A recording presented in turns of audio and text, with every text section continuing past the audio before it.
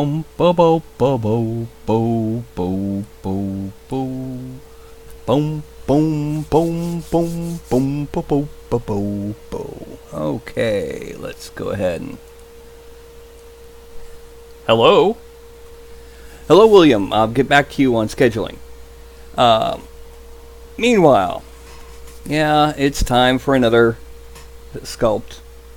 And, well, what do you know? Shinju's actually awake.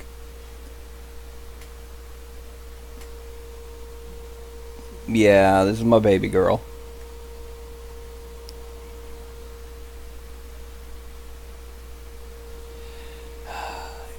Who says cats can't be affectionate?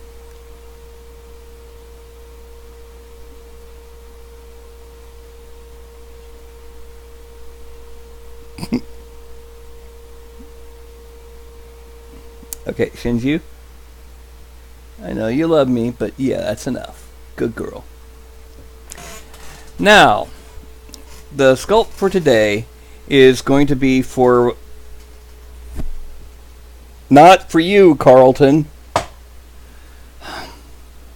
This is a jealous kitty.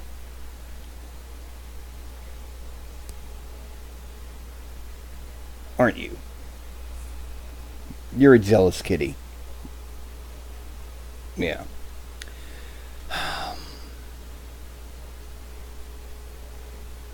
Do you mind? Do you mind?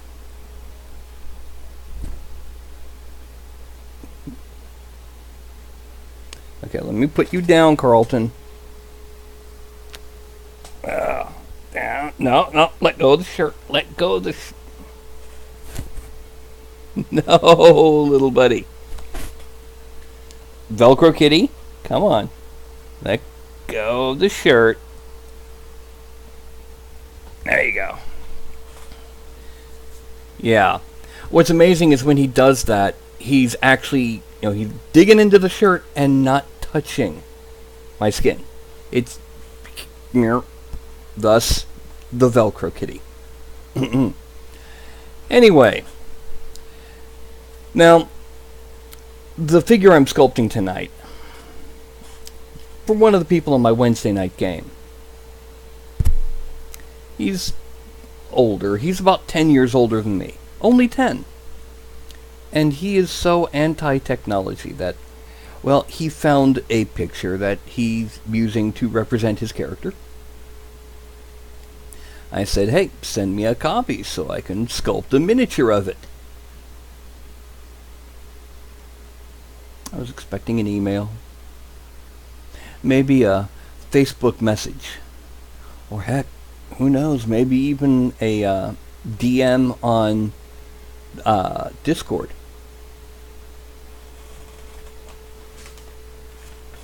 He printed out a second copy and handed it to me at the game last night. Yep. Dead Tree Edition. But that, what I just showed you is basically what his character looks like. He wears decorative. He wears what looks like armor, but it's decorative only. It's like super thin aluminum type.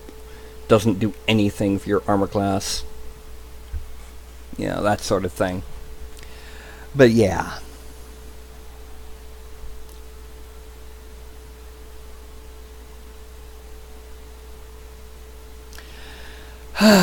So, tonight we're making an Elven Mage in faux armor. Cool beans.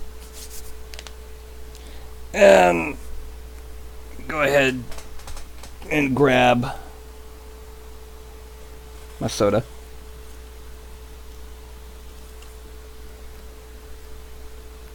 This makes any soda that much better. Even, generic Kroger brand.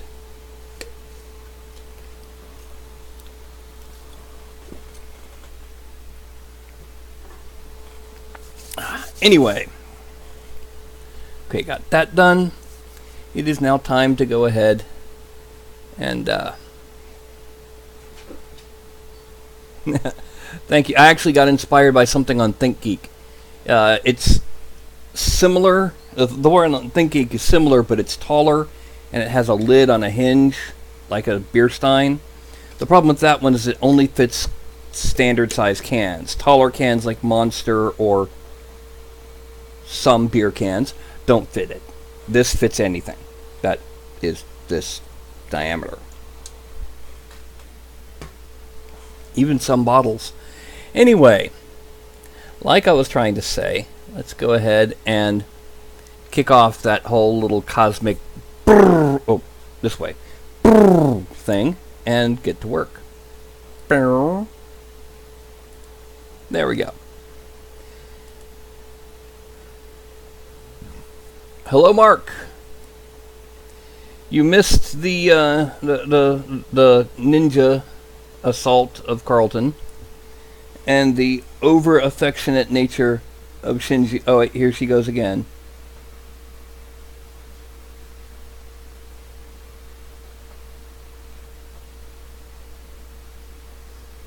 Yeah, okay, she didn't do it this time. Anyway, we're getting ready to work on an Elven Mage. I still can't believe he did that.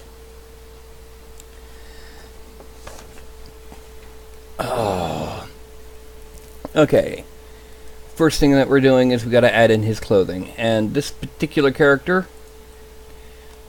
we need the tunic skirt to build on and the cloak to build on. We're going to hide the cloak because it's in the way, and the tunic skirt, it's in the way. So we're just going to this guy. We're going to go ahead and expand from selected. And shrink the tunic skirt and cloak. Now, parameters, he's an elf. So obviously this means bingo, he's an elf. Oh, since he's going to be wearing the other stuffs, let's go ahead and go back to the clothing. The breastplate, male. What are his boots like? Okay, his boots are weird, but I don't need to worry about the boot cuffs. I need to put a dagger on his belt, because otherwise I don't see a weapon of any kind. So, belt dagger. No.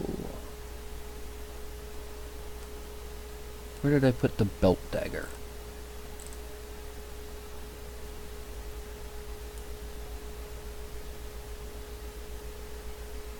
Where did I put it?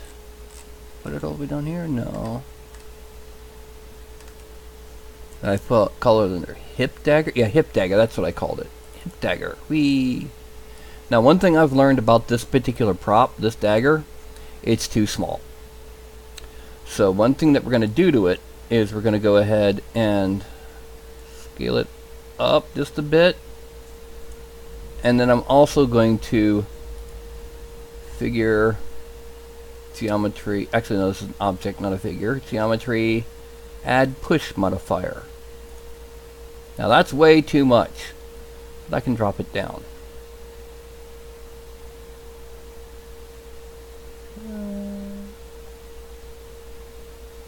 There. That should print decently. And it won't be exactly like the image, because in the image his dagger is a jambaya on the front hip. But we can make do. So the next thing that we're going to do is we need his pose. We're going to hide the dagger too, and we're going to hide the breastplate because we don't really need it. The pose in the picture is just a simple contrapposto pose with one hand pointing up and a little squizzly coming from his finger. I don't like that pose for his character. I'll tell you the reason, and that's I've been trying to make these poses for these characters fit the character. Like the knowledge priest, yeah, I'm reading. The turtle dancing, and that kind of thing. And really his character is not that boring. Simple contrapposto and No, his character would be more like, what have I been... How did I get caught up in these guys? Or, you, stop it now. Yeah, that's what he's like.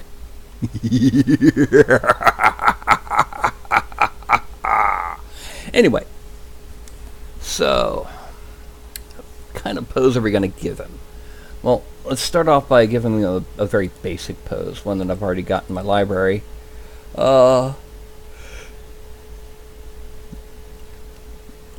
Let's start off with this pose, but then we're going to tweak the arms. No, because that looks boring. I don't like the legs on that one. Let's go ahead and make him walk. No, that's a bit too feminine. It's just kind of... There we go.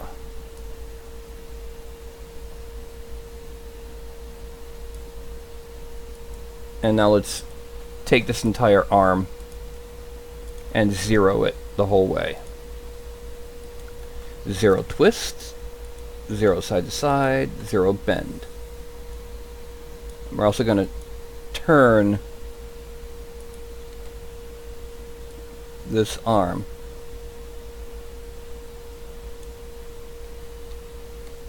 Not quite that far.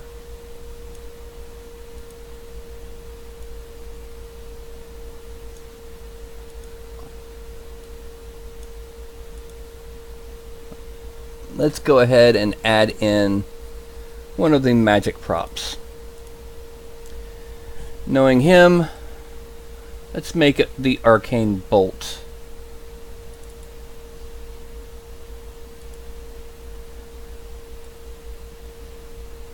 And then we're going to simply go back to the back view. And okay, good. We don't need to worry about it. We're going to align node. That way Y scale will be straight like that. Y translate it a bit. Oh. Go ahead and go to this one and drag it down into his hand. And then I'm going to tweak it when we get into the sculpting. But yeah, so far this is, and then we're going to grab the end, the last of the finger. We're going to bend them in a little bit.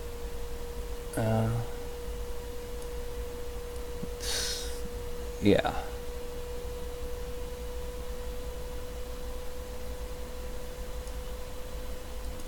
Alright, so what we're going to do with this arm, we're going to twist it back a bit like that. We're going to twist it back like that. And then we're going to bend this one.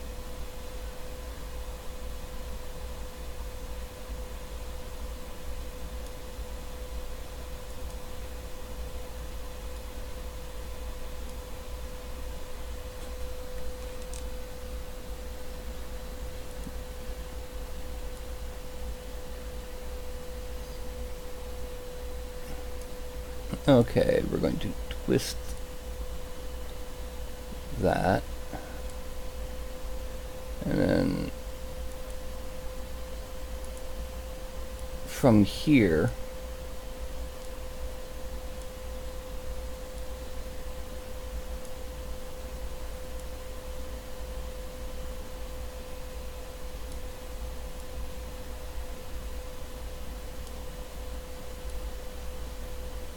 there we go.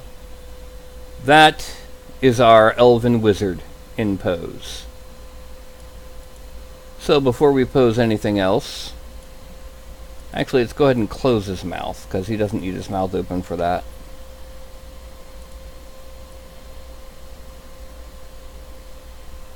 And the next thing we're going to do is we're going to go ahead and pose his cloak.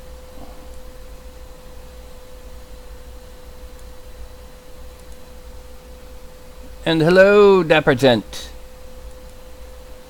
And what we're going to do is we're going to go ahead and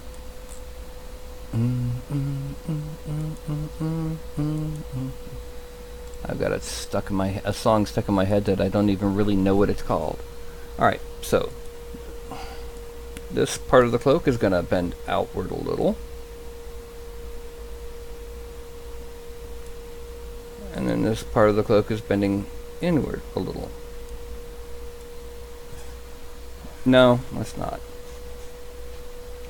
Let's have them both twist a little, though. Yeah. With the left capes also twist. Let's twist them back in. There. And this one. Cape 2. Twisting in a little bit more.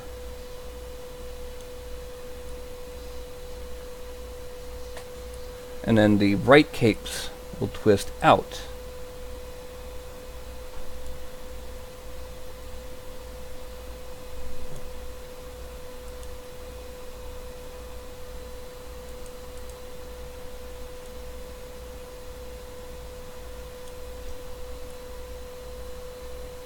Okay.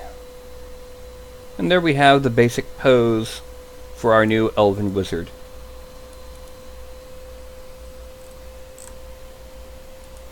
And let's go ahead and load in a base so we can get it in the right spot now instead of at the end of the show. Import bases. And of course, since he's a mage, it's going to be the fancy tiles.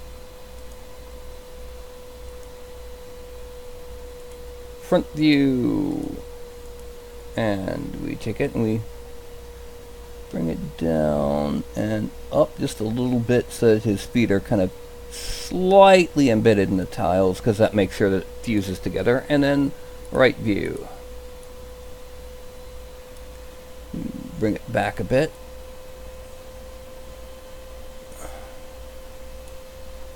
Perspective. Yeah, we need to bring it forward a little. And yeah, that's pretty good. Although I think we can, let's see what we can do about up and down.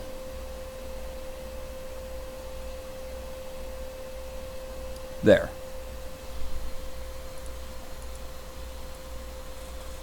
Basic pose for our wizard. Whee! Think I made him cocky enough? This software is Daz Studio. What I did was I used 3D Studio Max to make my own base mesh. I then rigged it in Daz Studio so that I can do things like have props load and automatically pose the hand. Or, in this case, change the race from human to elf. Or goblin. Or orc. Or unshelled turtle. Troll. Troll mage, that's scary. But yeah, this is supposed to be an elf, so elf.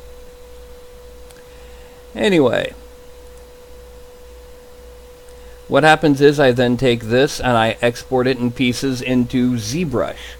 And in ZBrush, I do the actual sculpting to put on armor, put on, things like that. Speaking of, since I know he's going to have armor, I'm going to go ahead and grab the hand. I'm going to move it out just a little to make room for the armor. And I'm going to bend the fingers out just a little bit. Again, to make room for armor. And I got to do the same thing with the thumb. That's a bit too much, so let's go ahead and...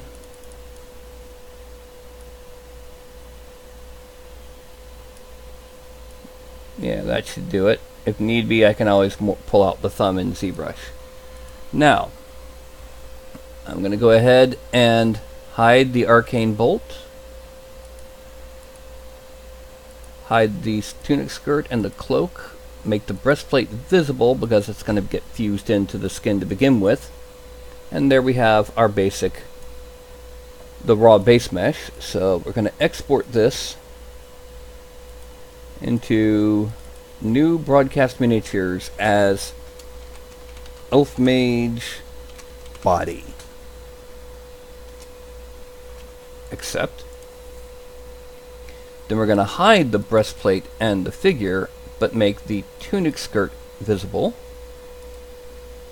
Export. Elf Mage tunic. I'm going to hide that. Make the cloak visible. File. Export. Elf Mage cloak.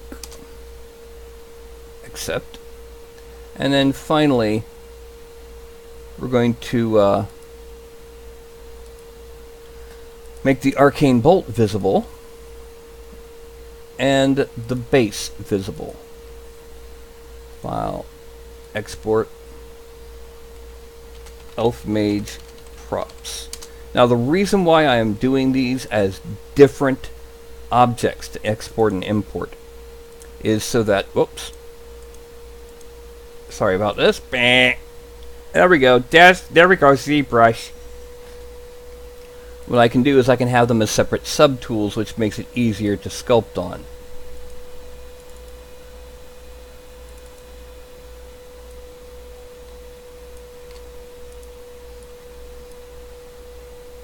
Subtool, append, make it to Polymesh 3D, and then I import the tunic next. And I do it again. Import Polymesh 3D, import cloak. Oh, append Polymesh 3D. Import props. And once again we have the same thing we saw before, but now we're gonna, it's a lot easier to hide things. And what we're gonna do is we're gonna tweak the face. Just a couple things that we need to do before we do anything else.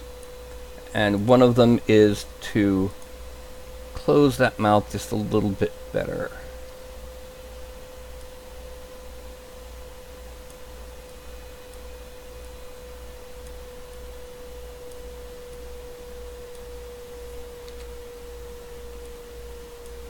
Because as things are, it's not really that closed.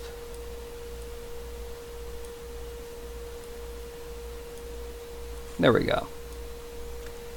Frame out. We're also going to do a little low intensity smoothing along this part of the breastplate.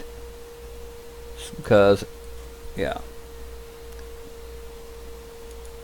We're also going to smooth out a bit larger and just a little bit higher intensity smoothing on this part of the chest plate. Bring it down a little bit closer to the chest itself. All this is really here for is it's a cleavage eraser. Now, go to geometry and let's subdivide it until it looks pretty smooth, and at this point it's 1.5 million polys or so. Right up here you can see 1478. And we're going to Dynamesh 768 resolution. That's a relatively abstract number. It does not really mean anything more than some kind of something to the program, but I've found that number works best when working with the actual human-sized figures. I hit Dynamesh and Beijing. It is now a single solid surface. I hit smooth. Well, let me make that intensity back to 100 and smooth around the edges of the armor plate, and then hit the number 1 on my keyboard a couple times to repeat it, and we have a nice smooth chest area. I was gonna smooth out that. Let's do this once again just to make sure we get it all smooth. We don't need to worry about the butt because the tunic skirt is going to fix the butt.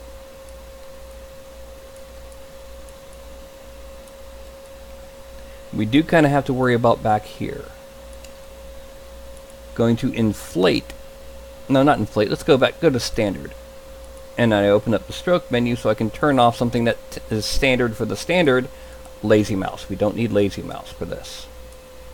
So what we're going to do is we're come back from here because the muscle attaches behind the arm, and I really need to fix the rigging on that. But for now, and then I hit smooth, because this is going to be armor over robe, so, or armor over heavy tunic with weird boots. And right here, I really need to smooth that out. Same thing right here. And then just a little bit on the knees, because this character doesn't really need quite so much pointy knees. And the next thing that we got to do is the tunic. So, geometry. You'll notice that there is still a gap there. I actually need to go ahead and pull that hand out just a little bit farther, so we're going to take Move Topological and make it bigger. A lot bigger. And we're going to grab on the underside of the hand and move out just a bit there.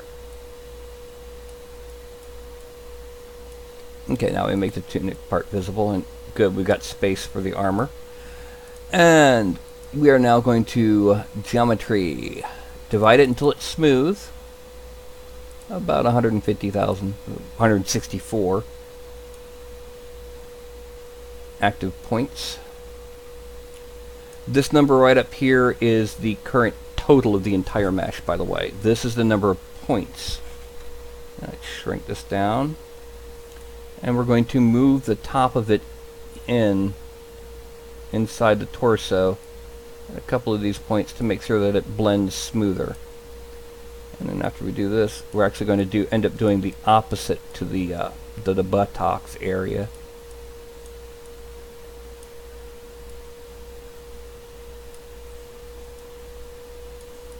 So we're going to make the mouse just a little bit bigger and a little bit smaller. Grab here and pull out. And there we go.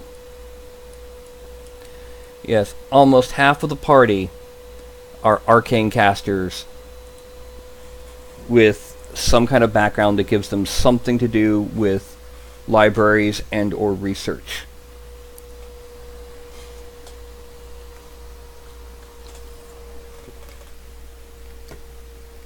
We have my character, who's a Eldritch Knight with a background of Cloistered Scholar.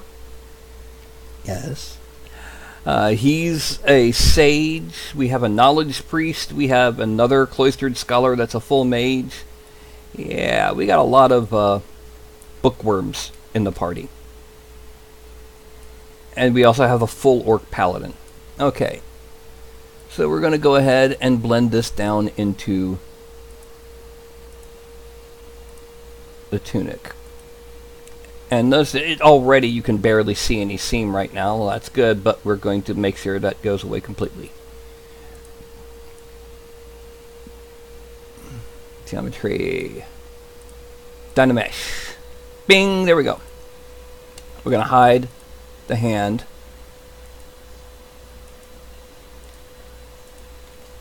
And upper arm. So we can easily see the whole seam. The seam, the whole seam, and nothing but the seam. So help me, ZBrush.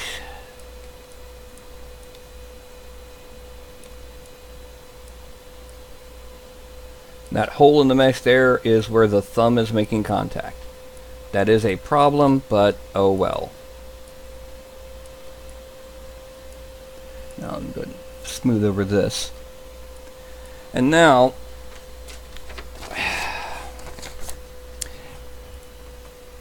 yeah, so, some of you don't know this. The guy I'm sculpting this miniature for, I asked him to send me a copy of the picture he had used for his figure. He sent me a hard copy, handed it to me at game night. Not email, not Facebook, not Discord. He printed out a hard copy. Now, to give you an idea, the guy's 10 years older than me. Only 10. It's only 20% older than me. And this is his reaction to technology. Yeah. Okay, so what I'm going to do is I'm going to start off by making his gorget area. Because, like I said, he's wearing basically fake armor, costume armor, just to look cool. And I just realized I hadn't. I had transferred some files to my tablet, and I have most of my USB ports full. So I removed this tablet so I could transfer files to this tablet. Yay, me! Go me! I'm so brilliant at times. It's fallen from there, but blah. Put it right here and crush my poppers. All right, let's plug it back in. Hope that it doesn't give me that stupid error message.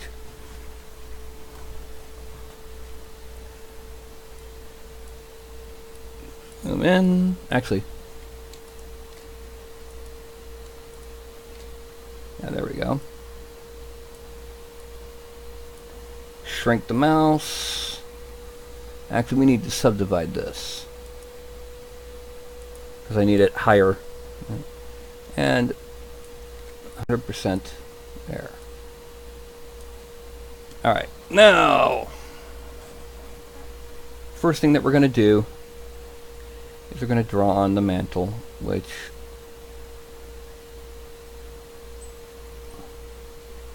no, that's not enough.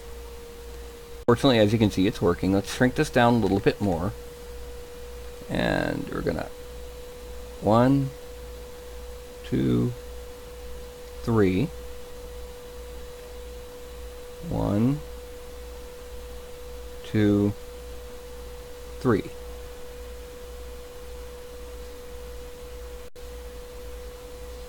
And then we do it in the back too.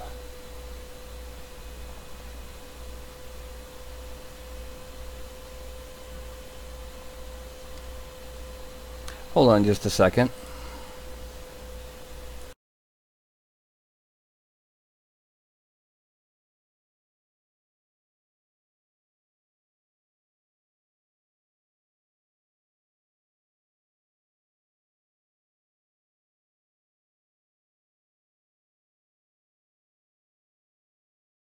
Okay, sorry about that. Did I remember? Yeah, I remember the microphone this time. Yay. And now I'm going to come down from this side here. Oh.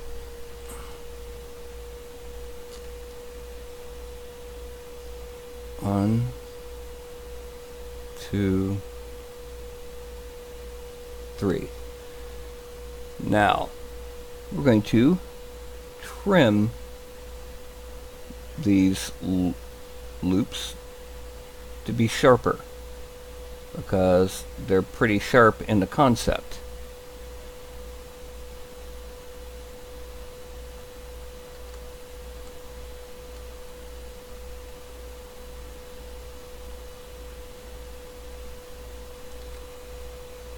Okay.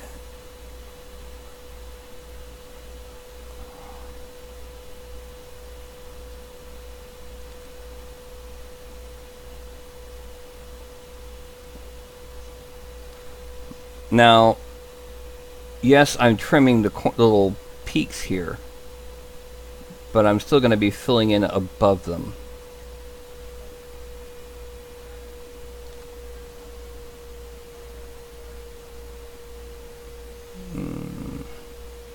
Well, if any of you hear weird noises coming over the microphone, my mother is in the living room watching that show about recordings direct from police body cams, and there's occasionally gunfire and crashes and bangs and weird things happening. So yeah, I am not living in a war zone, contrary to what some panic mongers in the local media would claim.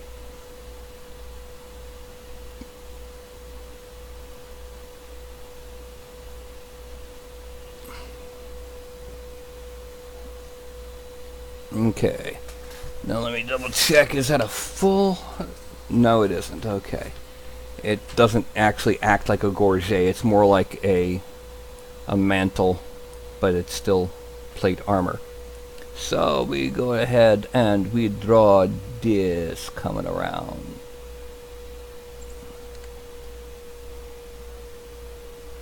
And we come around from here.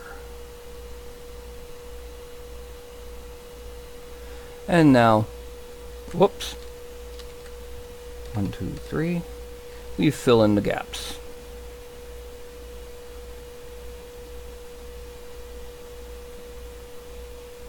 As we get ready to extract this into part of his armor. Now, like I said, I do not know what the equivalent for this would be in either Blender or Sculptress. I'm pretty certain they have something similar. And let me go ahead and... Whoop, no.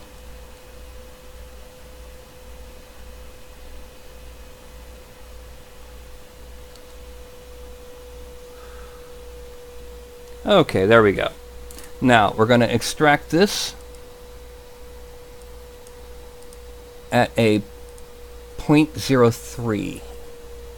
The reason why we're doing it at 0.03 is because there's going to be a second piece under here, and then another one coming up from the waist. Except, draw, draw. And then we go to geometry, make sure it's at 256. 256 is why I use for armor and leather and things like that, because it keeps enough of the sharpness of these edges right around here without being too high of a resolution if I want to do something like smooth out this kink. So, Dynamesh. And in fact, I do want to smooth out this kink. By hitting it with the shift click and being very careful about where I put the cursor, I can get rid of that kink pretty easily. And then later on, after I've increased the resolution, I can go back in and take care of it. Now the next thing that we got to do is we're going to, where is it? Orb Cracks 2. And we're going to start subdividing it. 138,000 points, that should be good enough. Orb Cracks 2, we're going to leave the lazy mouse on. We're going to switch it to sub, and we're going to increase the intensity and the draw size. And what we're going to do is we're going to use it to draw on these sharp lines at the peaks. Oh. Let's increase the lazy radius a bit so I can... Yeah. And let's start from down here.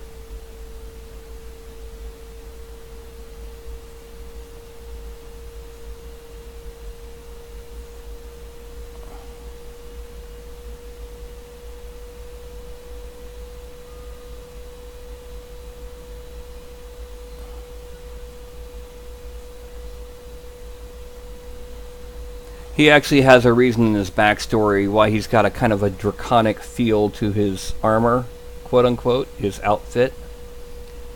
But it's like majorly goofy in my opinion.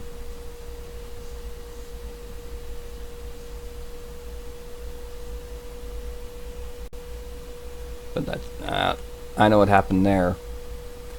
We gotta hide the bodies. Yeah. I say that way too often on this show. Hide the bodies.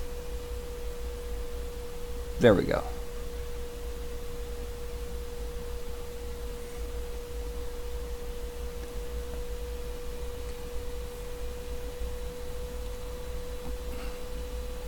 And I'm still trying to manipulate it to where I can actually do a good...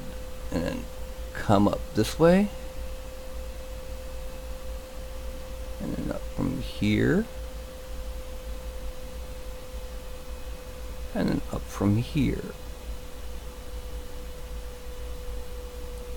And then we do the same thing on these sides.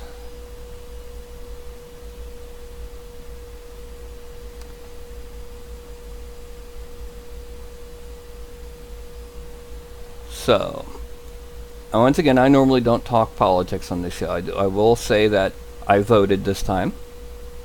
I will say that I do not believe that if you don't vote, you've lost the right to complain. I don't believe that.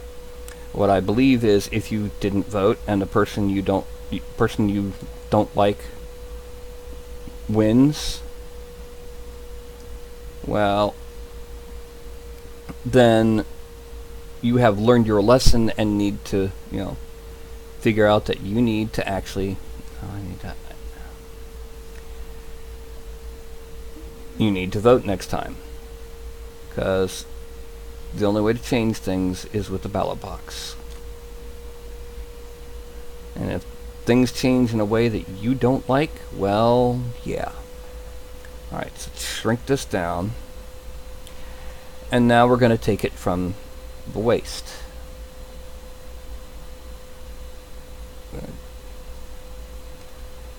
Draw on where the waist is, which includes where this thumb hole is.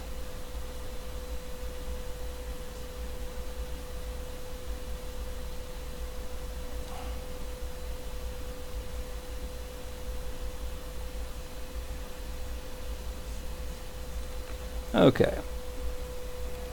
Then we're going to draw in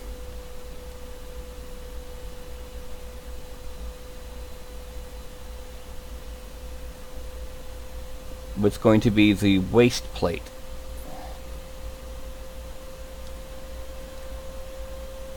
A lot of modern designed armors get especially in games and that sort of thing, get the position and orientation of waist plate over breastplate wrong. Whether it's tabletop game or video game. Not all of them do, but a lot of them do. Or they'll get it right in some armor sets and wrong in others.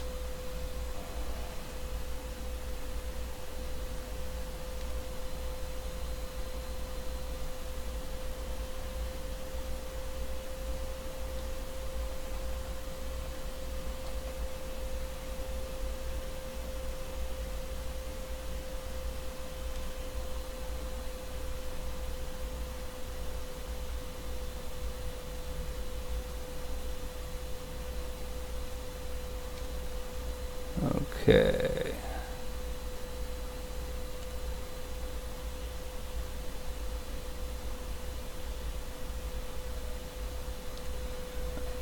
And then filling in here.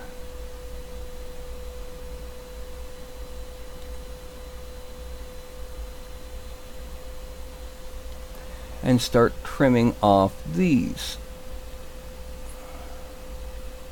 making it all pointy.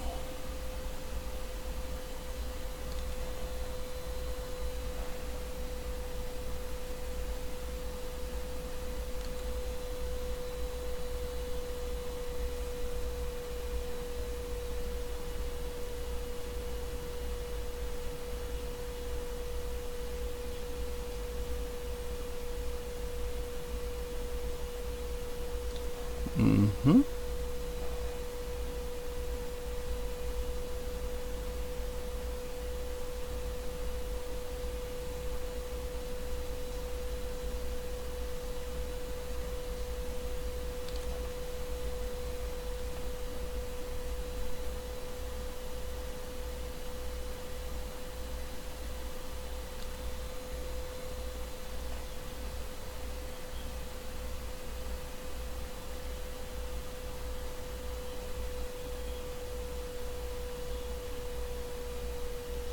And that's our basic shape for the waist plate frame. Does he have... Okay, no he doesn't. He has, instead of a cod piece, this simply goes back down to here.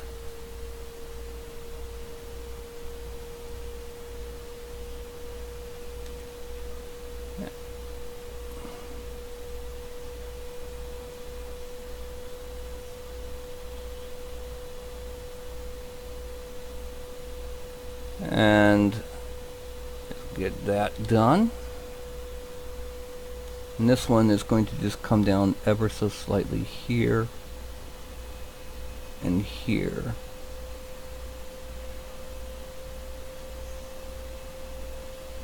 And then we're going to clean up these peaks, make them pointy.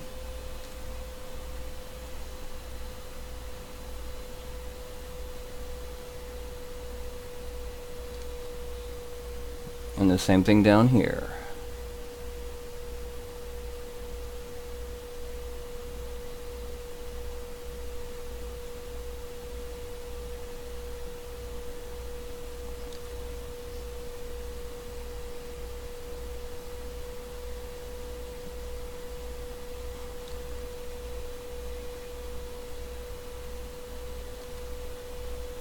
Okay. Now hit Control Shift. We go back to extract it. Same thing, same size, same everything that we did for the shoulder piece. Extract. Accept.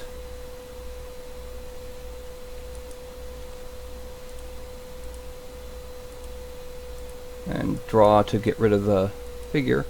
Now we go to geometry and we dynamesh it at 256, just like we did before. Dynamesh, ding, yay! And then we subdivide it a couple times. And here's where things get a little bit different from last time. I'm going to subdivide it one more time, because this we got to trim a little to add on the belt.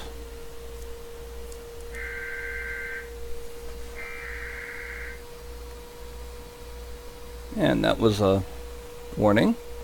And hello, TJ, and good game hunters.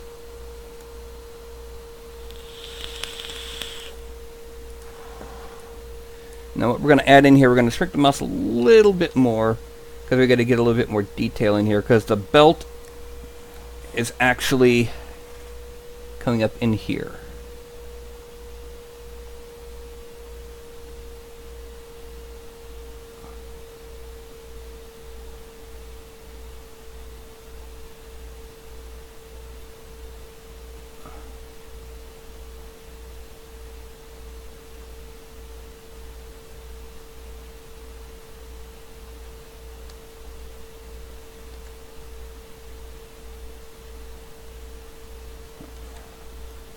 And it's just going to come in like this.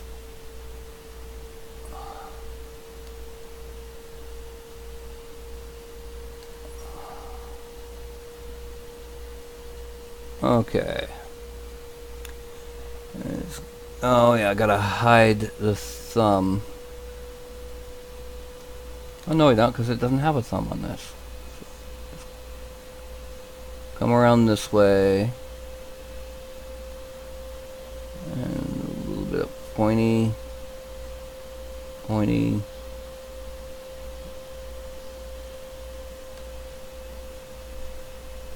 Pointy. And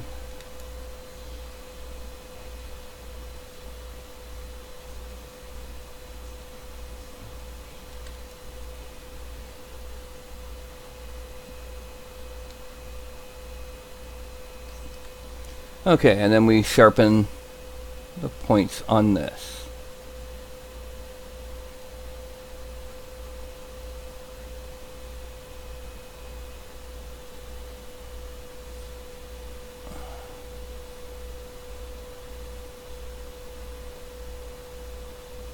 Oh.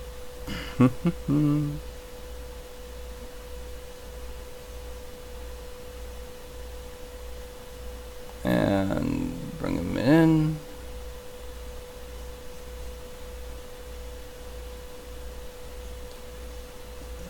Close those up right there.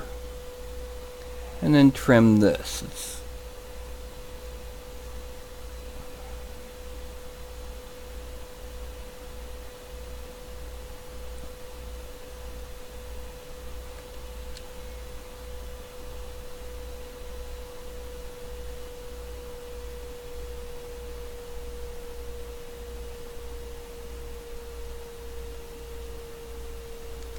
Okay, now this we're going to extract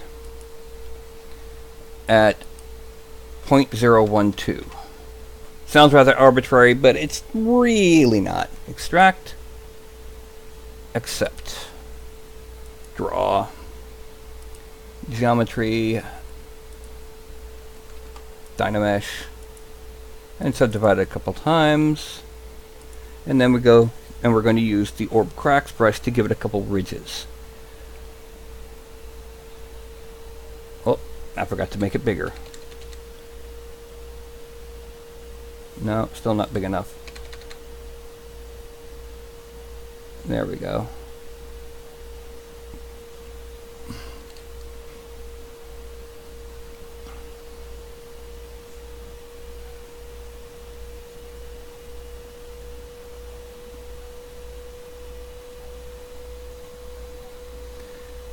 And here we're going to come in and then kind of back out a little. Almost straight down. We're going to come in and then back down a little. We're then going to hide this one. And go back to that one. Now, we're just going to kind of just start doing this just so that we, oh, that's way too far in. Because we will end up smoothing some of this so that it's hidden by the belt part.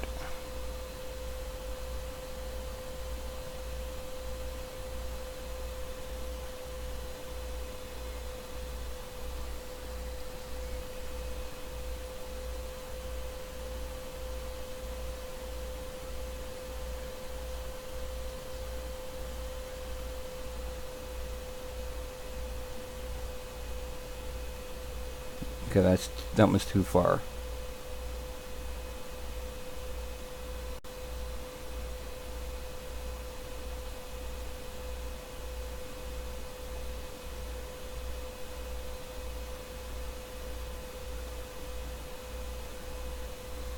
Now we make it bigger, and we're going to use the move tool, make the mouse bigger, and we're going to bring it in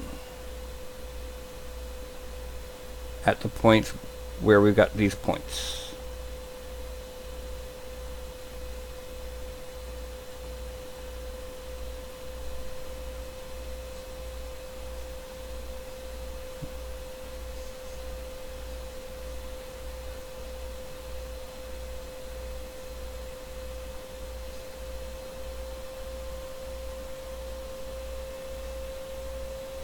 Okay.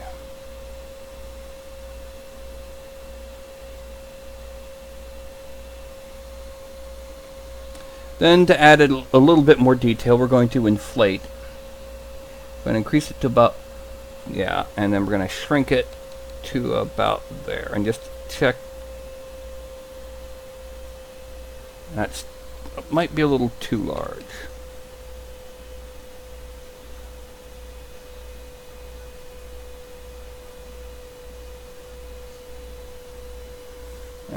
Add trim on this sucker, because the more detail we get on it, the better it'll look no matter what.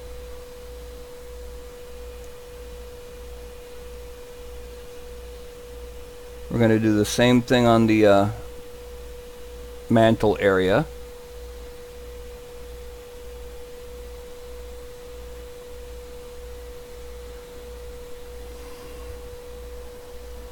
I'm going to inflate here and here.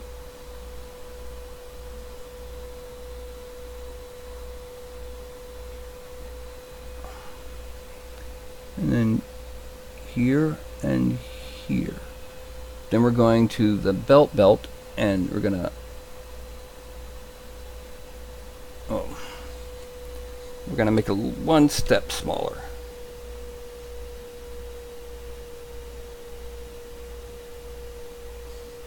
Okay.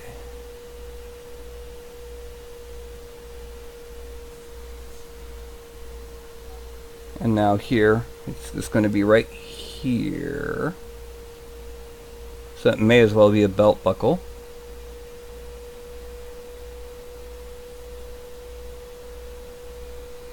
And then the mantle. We're going to go back up to this one's size. And we're going to... Whoops.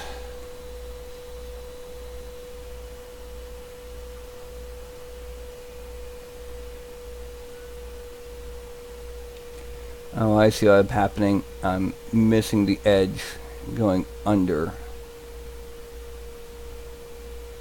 Yeah.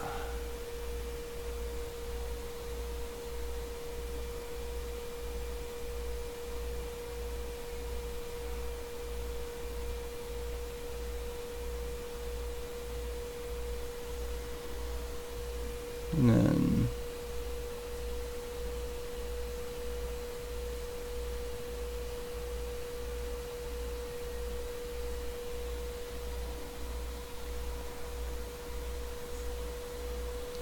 come around and we'll do the same thing on the back of the neck.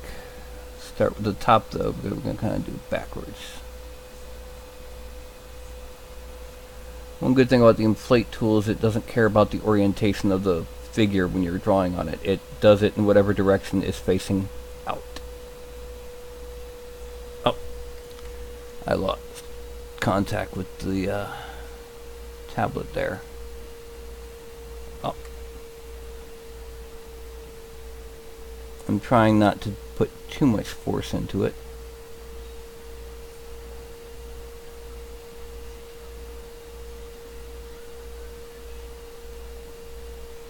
Okay.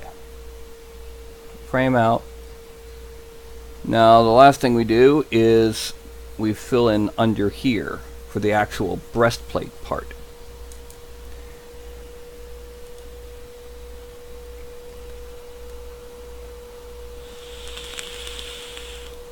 Okay. I don't know about you, but I have a tendency for it to get all blurry like this. I go ahead and I drop the auto so I can actually see it. As you can see here, I can see the C. And let's get back to ZBrush, yeah. Okay, now we go back up here. We're going to change the extract to 0.175. I'm not going to use it yet. We're going to turn on transparency so I can see where I'm drawing on here. Now, I'm going to go from here.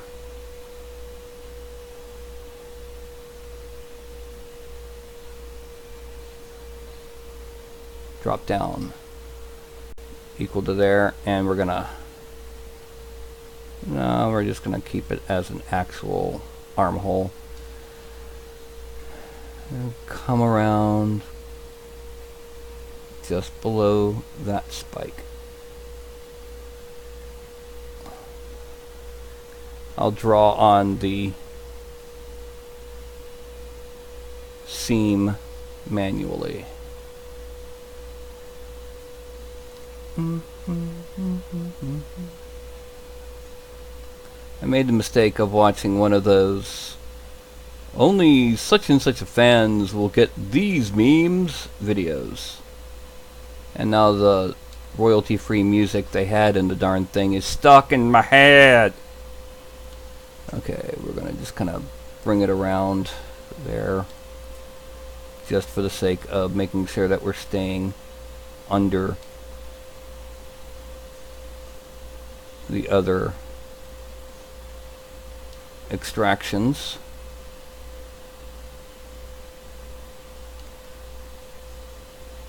Now I'm going to undo transparency and hide these other extractions.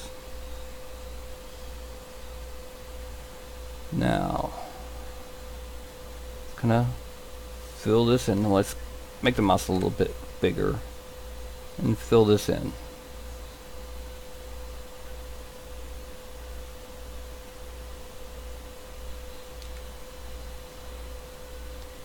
Whee!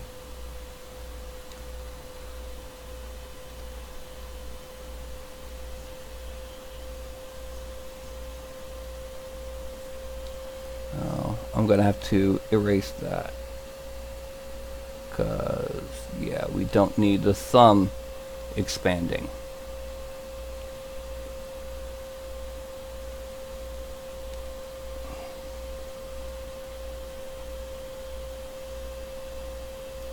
Alright, and now extract. Takes a minute. Whoa! Oh yeah. Note to self, that's 0.0175. Extract. Accept. Yeah, that was a boo-boo. And now let's turn these on just so that we can see them. And for here, let's do our usual Dynamesh at 256. And then we're going to subdivide it a couple times.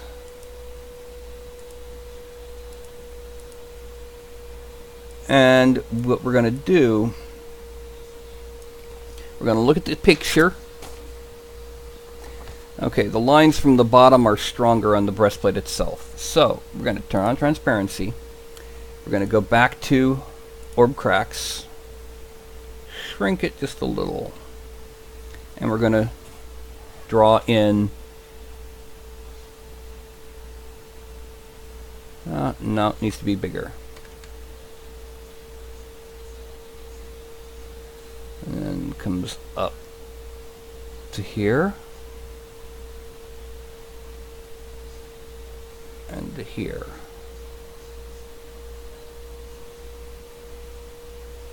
Oh, no.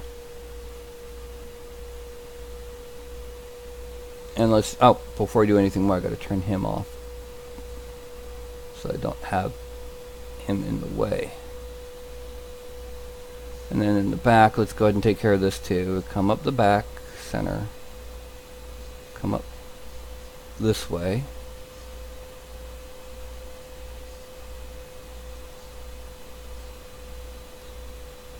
And come up this way.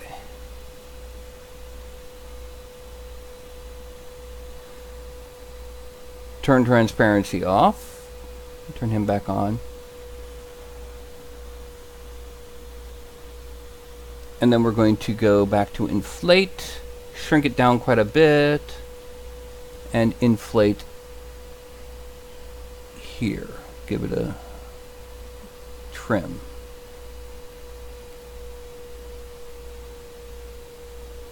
And then we're actually going to do 2 lines of inflate down this way. You'll see why in just a second. And then here.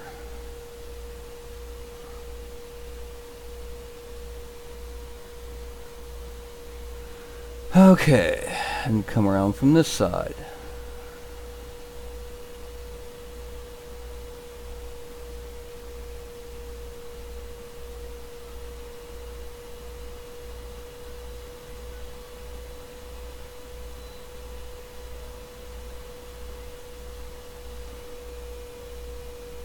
And then we come in from here and here. Now, we're going back to orb crack, but changing it back to add, making it a little bit smaller. And we're going to draw it down. Actually, no, we need just a little bit bigger and a good bit deeper.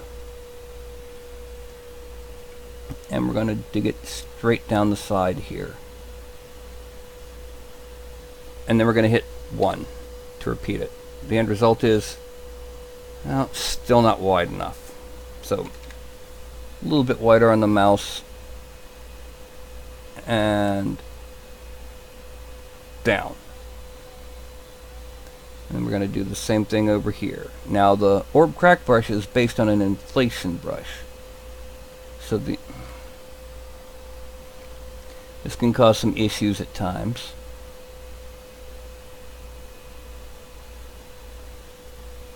Alright, there we go. Now we bring him back in. Frame him. And it's not as detailed as the picture, but it's still pretty good.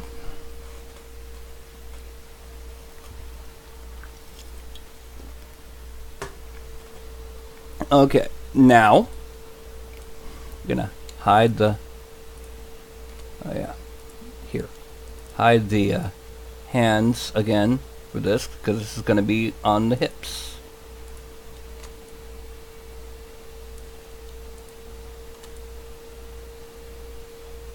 Because now we do the hip plates.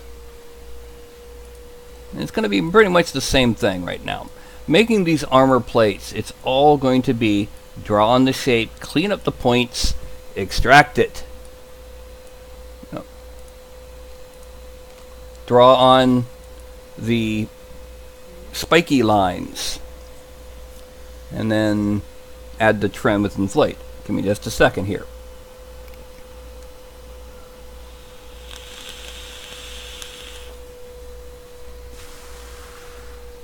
Now looking at these thigh plates, it looks like there's two main sets. So we're going to draw the big ones first, the outer ones. This is going to be a thickness of 0.03. And they're actually shaped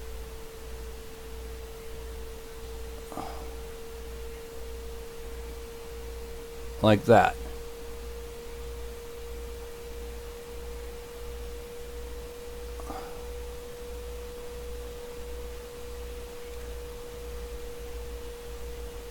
Let me go ahead and hide the rest of these plates now that I've gotten the basic spot, because I need to make sure that this goes up into plate for the whole thing.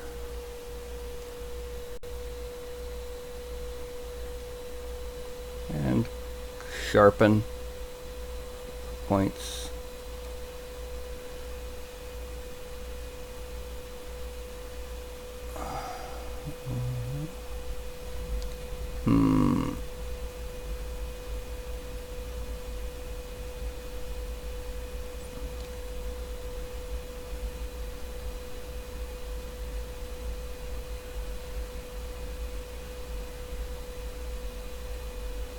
Okay, and here.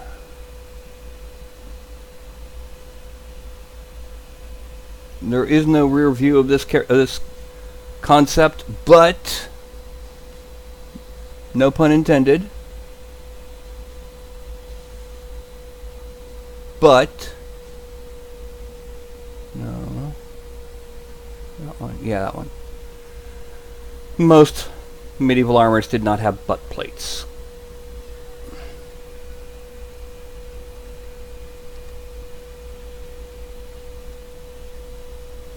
That would be down to there.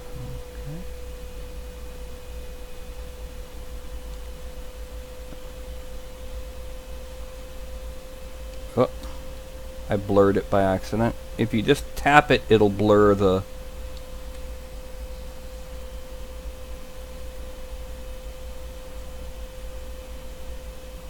Yeah. And then a little bit more meat to carve out.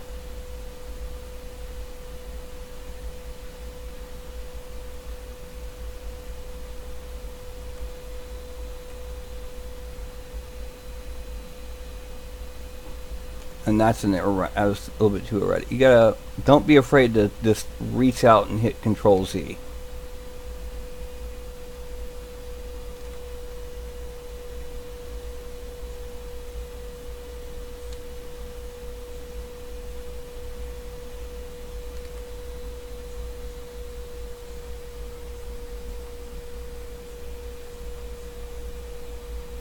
Okay, I gotta go a little higher on this.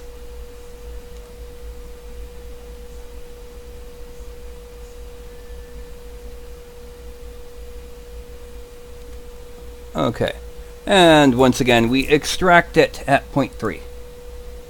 Accept, draw, and then we draw again in order to animation at 256. Subdivide a couple times. Delete lower. And orb crack brush. I'm gonna draw. Actually, this one needs to be a little bit bigger. Draw in down the center. Draw in down the center. And then 1, 2. And go to inflate.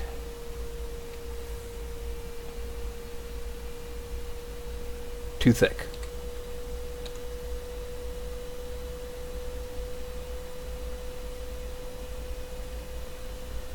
Oh.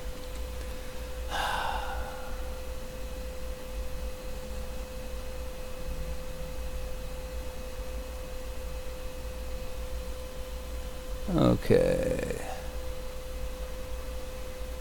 I'm putting more armor on this guy than I have on some of my knights.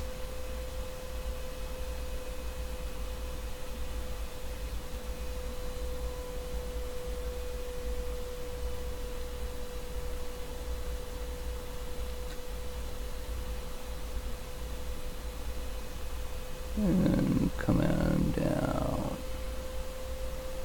There we go. Down here. Okay. Now, I turn that belt back on, because now I've got to move them so that they are not overlapping the actual belt. So grab and move in until it is inside those plates.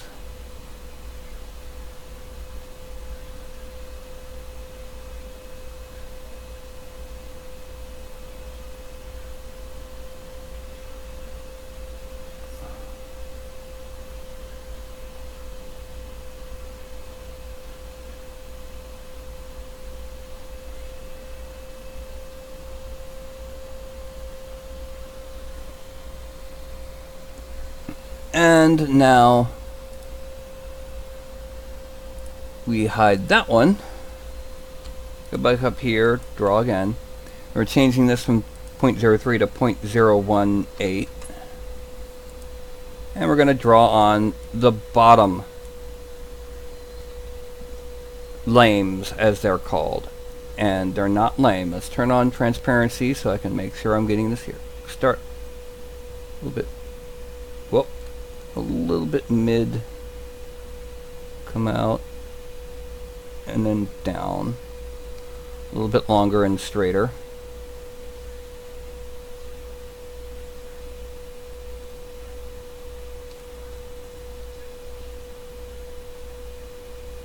Fill it in, and then, as with the others, kind of trim off what I got selected, so that I can, let's start from over here,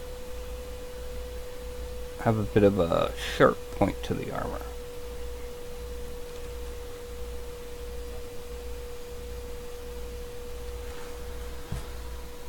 And we're going to do it back over here too. A little bit of, right around halfway out and down. A little bit over halfway, out, and down. And fill it in. Then trim that. Trim that.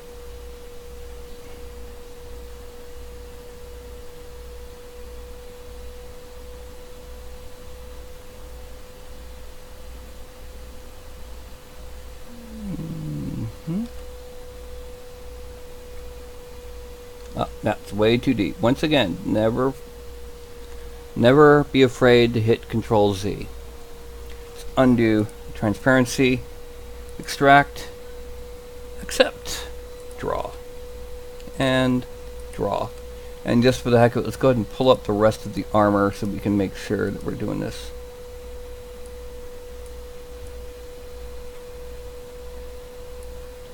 Alright, now we go to geometry, Dynamax 256.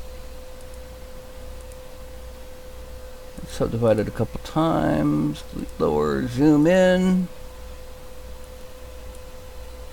And with orb cracks, we draw in yet again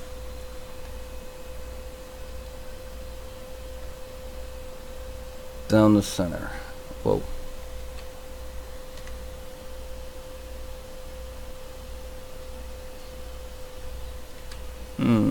Odd. What in the... There we go. And just in case it's no.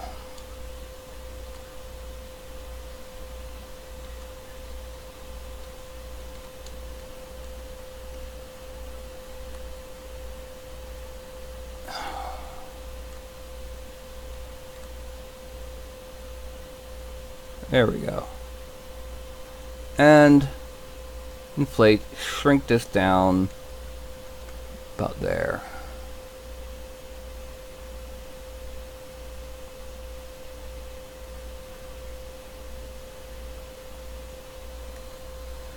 Zoom out, because this will make... Zooming out will make your strokes a lot smoother, even if, you know, you're not using lazy mouse.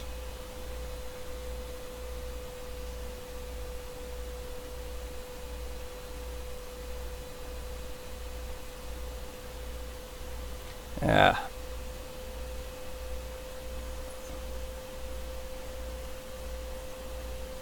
Yes, most of the time I'm sitting here doing a more difficult stroke like this, trying to follow it as close as possible. My hand is hovering over Control Z. It's a habit. And sometimes trying a stroke like this from the opposite end works, and sometimes it doesn't.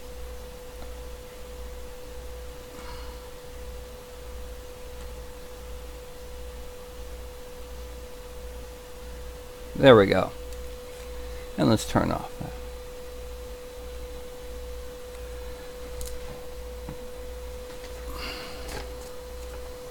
Okay. I forgot the dagger. I forgot to export the dagger on his hip. Oh well, screw it, he doesn't have a dagger. Alright, now... Another thing that he's got... Let me go ahead and... I don't have to worry about that hand anymore, so I can go back to his body and undo that. Oh, I gotta work about the fingers. Never mind. Hide the fingers and the hand. Another thing is, he's got a division here in the front of his tunic. That has nothing to do with Tom Clancy's The Division. I don't know why that popped into my head, but I'm really sorry it did, because I'm not a fan of the game. Anyway, so what we're going to do, we're going to treat this almost like just a, go ahead and pull it up that way. That's transparency. Yep.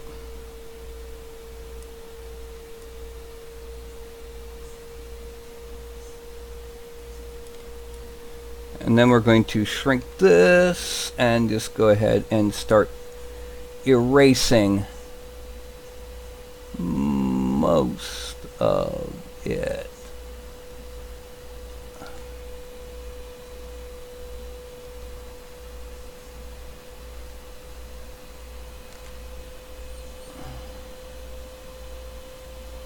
Okay. Now what's going to happen is we're going to go ahead and extract it. Let's undo that. Yeah, later on.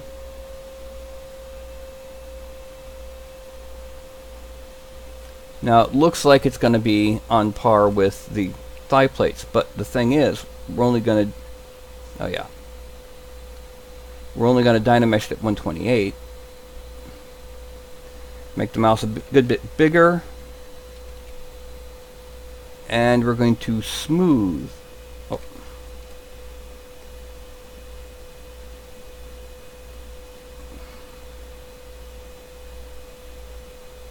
The edge, not edge.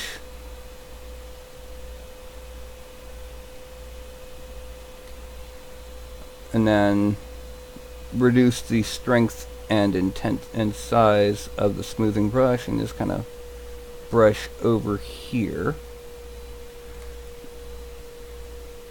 Because what's going to happen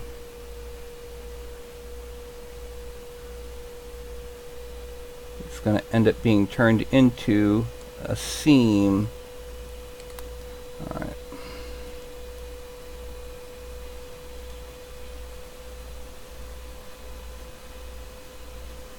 Be blended in.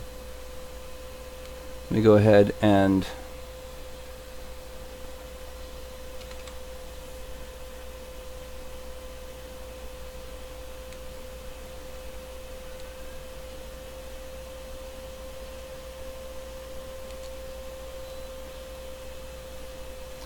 okay, now we're going to subdivide it a couple times. Delete lower.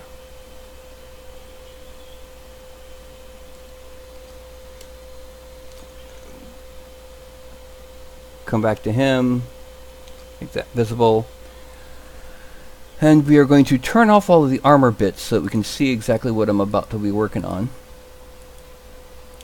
I'm going to merge down, geometry, Dynamesh, and then increase the smoothing back to 100, shrink the mouse a little. This is one where it's actually an area you do better with the mouse than with the tablet, because you're trying to do a significant alteration at full metric blast, as a friend of mine used to say.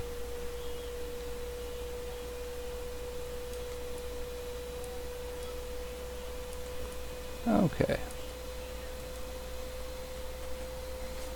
And then we're going to grab the move tool. I'm going to make it large enough to cover that. And I'm going to pull down a bit. And a little bit over. Oh, no. We're then going to shrink it a little. Pull down here. Then we're going to grab the center and we're going to pull down and over.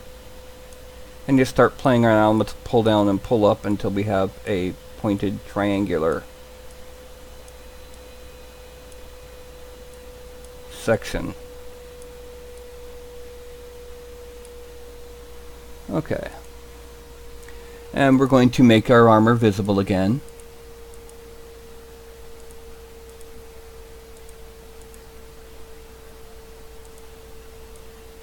And then we're going to merge all of the armor together just to make it easier to turn on and off.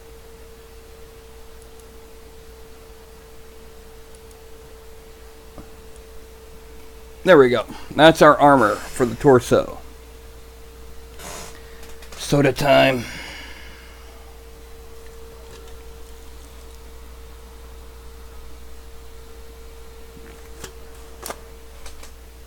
Or not.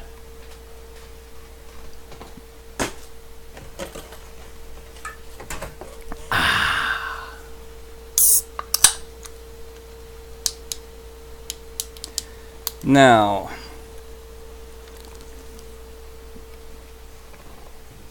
as for geometry, the only things we have left to make straight up right now, before we get to the cloak, is the bracers and the boot tops, and then the hair.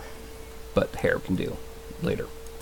We're going to go ahead and do the boot tops next. These boots are weird.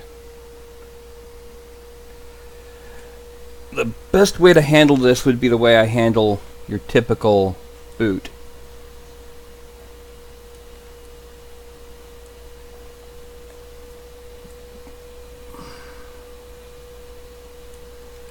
But we're also going to have to go ahead and make sure that we have our legs straight when we do this.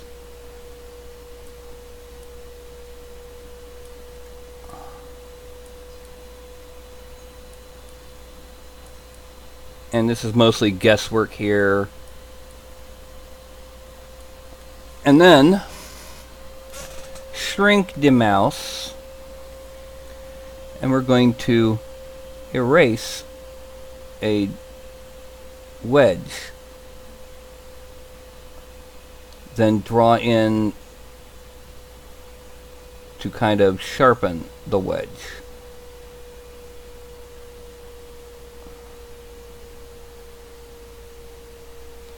Okay. And same thing over here. Erase a wedge, and then draw in from one side to or both sides in this case, to sharpen it.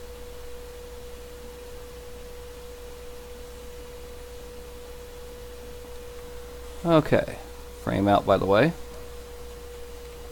And this is going to be an extraction of 0.02.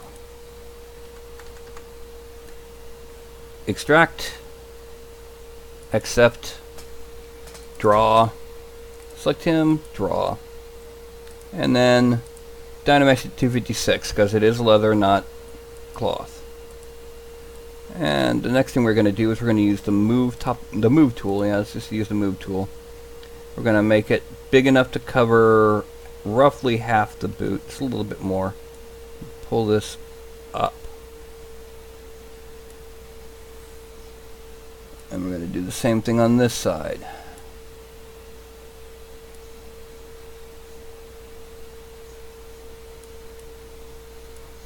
Then, with roughly the same size brush, we're going to smooth the bottoms. Because, well, these are supposed to kind of blend in. Now we're going to just very lightly go over the edge of that and there.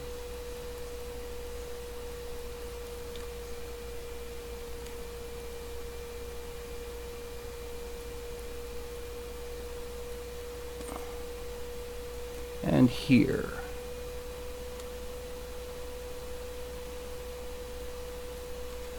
Frame. And we're going to subdivide it a couple times. Delete lower. Subtool. Merge down.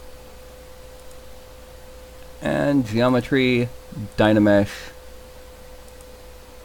Move up and zoom in.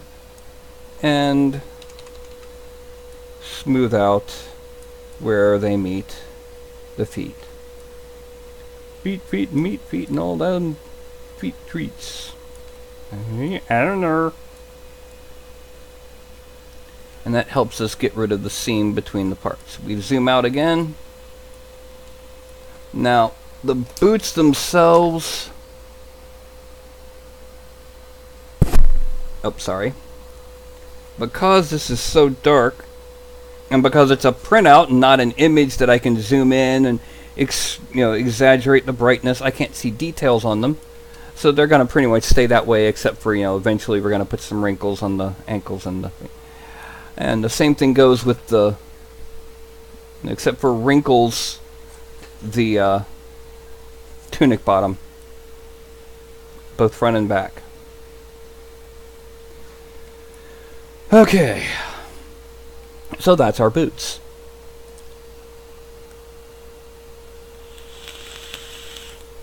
Mark, if butt plate is the safest thing that you come back to, I'm not doing my job right. Or am I? I don't know. Anyway, let's look at those bracers, shall we? Okay, they actually look more like gloves that have a piece around the back. So we're going to make these into gloves. We're going to make them gloves. And we're going to do that by making them look like bracers at first.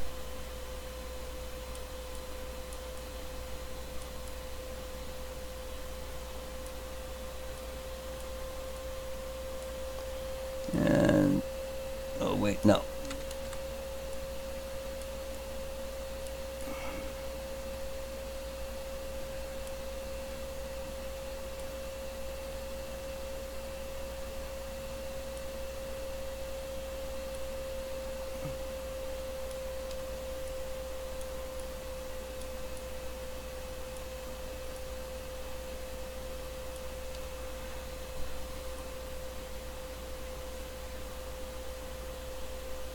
And then these are going to be extracted at the 0.2. Except draw, frame, geometry, oh, yep, and subdivide it. We're going to do it 128. And then frame them again. We're going to make the mouse a little bit bigger and a little bit less intense on the inflate. And just kind of blend them into the wrist.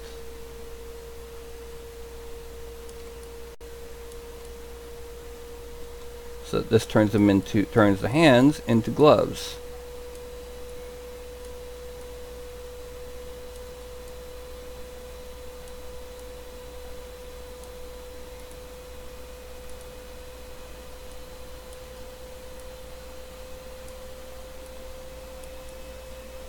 And oh, I did the wrong end of it there.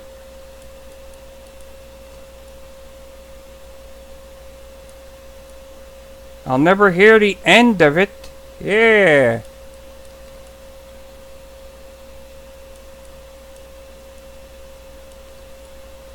Okay, now we're going to frame out. We're going to subdivide it a couple times. And merge down.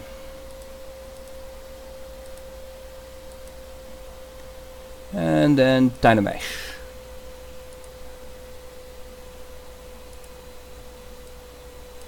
Shrink it and smooth it.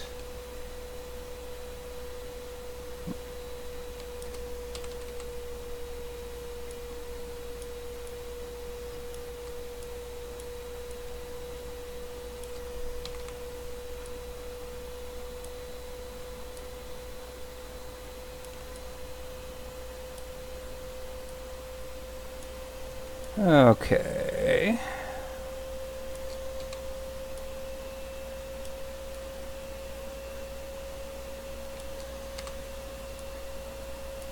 And here.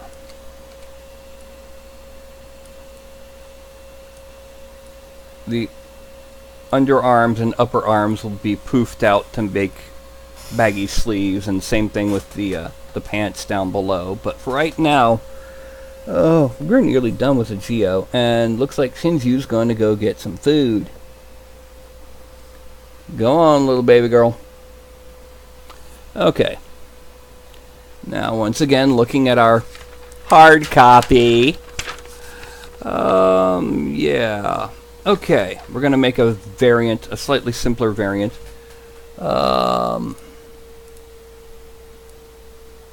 I subdivided it to make it a little bit sharper, especially on this area, because this is all the area I have to work with here.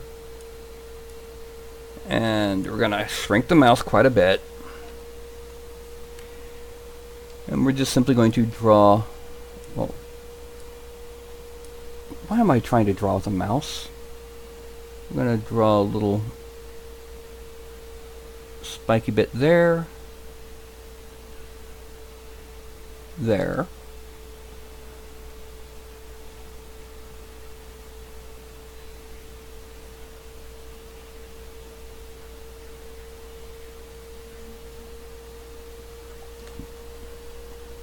Okay.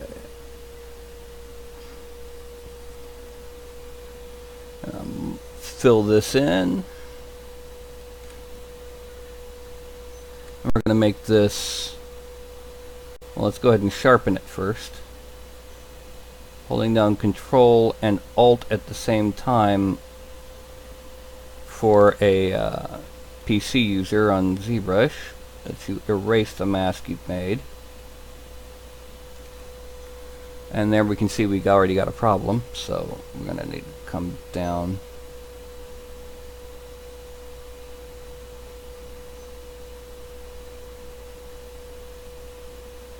Okay, there we go, that's better.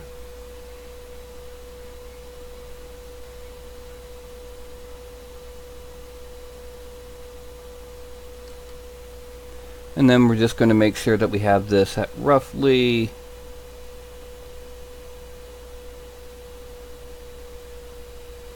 that's 2, 1, 2, 3, 4.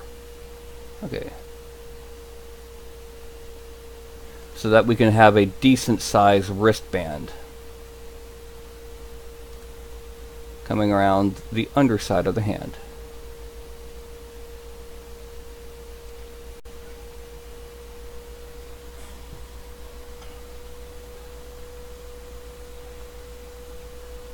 And then the underside of the hand from here.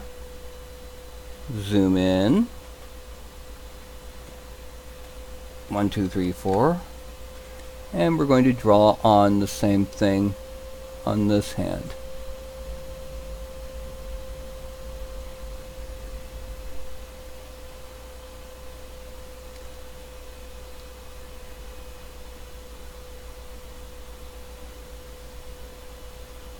And fill it in.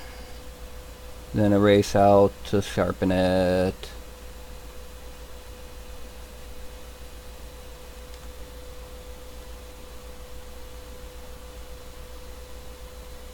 You can see that I really only need to hit each one of the lower ones once, unless I have a specific cleanup to do, like right there.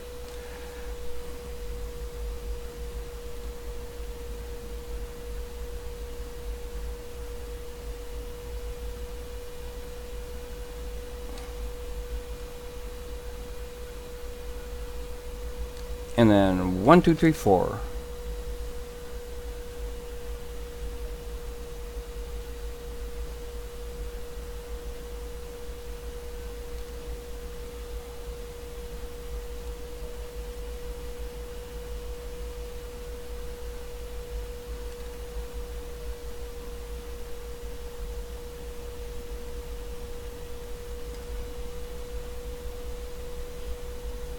Okay. Now, since this is going to be a bit more subtle than the rest of it, it's being extracted at 0.01.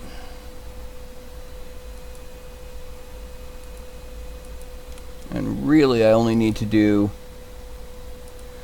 I'm going to do a 256 Dynamesh to it, just to make sure that I don't lose too much detail. Lower. Okay, so...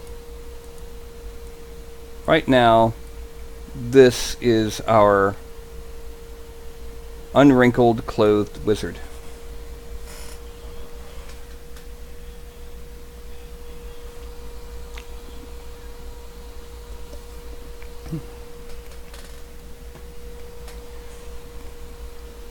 But we need to go ahead and wrinkle the unwrinkled wizard. So one of the first things we're going to do is once again hide that hand. Yeah. And the thumb. I'm not going to be wrinkling the gloves, so I may as well go ahead and hide.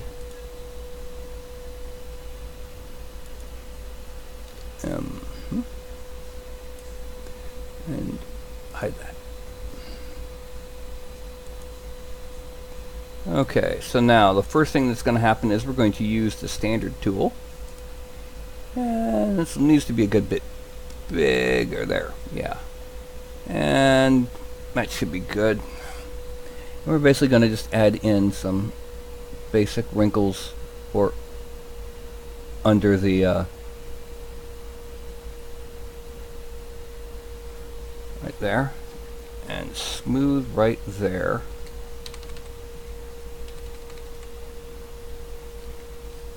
Oh yeah, we need to make that bigger.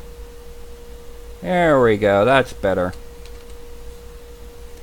Then we're going to go to the slash.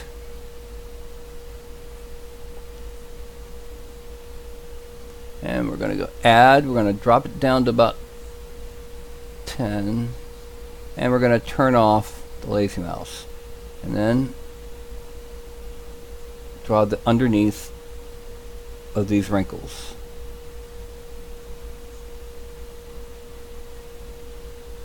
And then hit it with a smooth brush just ever so slightly. Go to the sub and go underneath these wrinkles.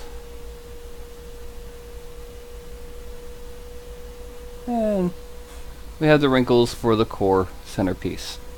That's basically how we handle most of our wrinkles. And we go back to standard. And we're just going to kind of... actually, transparent.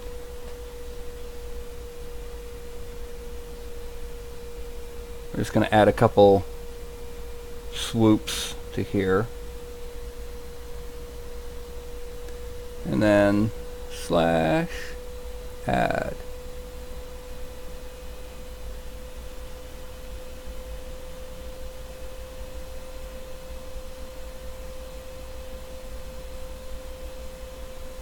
And we're not going to subtract because it's a heavier material. Or at least that's what we're going to say. Go back to standard. Now, what we're going to do is it's going to start off like that. And a slightly deeper one. Then it's going to be a wrinkle coming down like that and one down like that. And we're going to do the same thing here. And then we're going to smooth the top of these wider area wrinkles.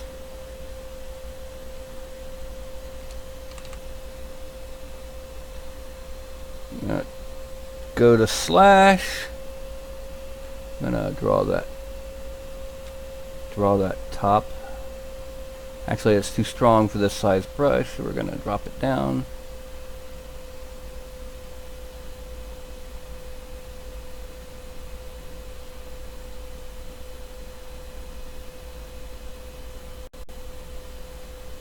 And then we're gonna add sub underneath the deeper ones.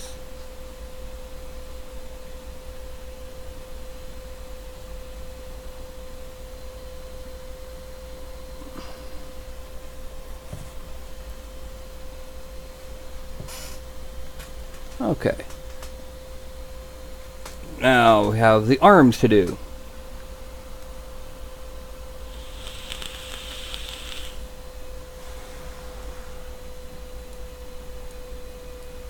And we're going to go back to standard, but we're going to shrink the mouse a bit and increase the intensity just a little.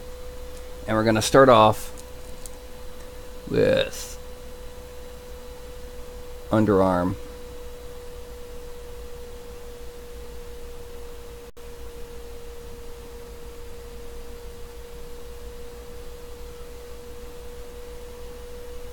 Okay.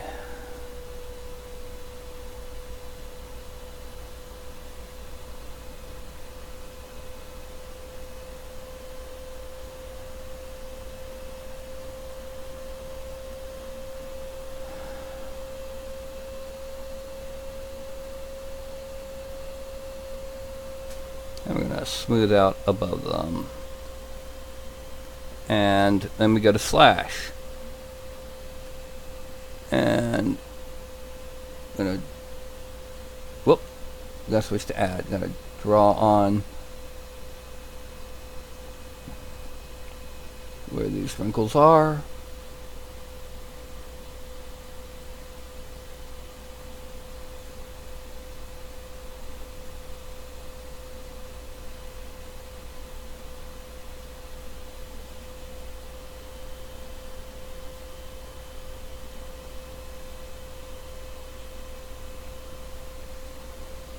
Much better, looking like sleeves and not bare arms. We also need to do that. Okay, now for the legs. Well, because of how we did the boots, we don't really have a lot of room for wrinkling the legs, but we're gonna try just one or two wrinkles in the back of the knee, because they build up even if you're not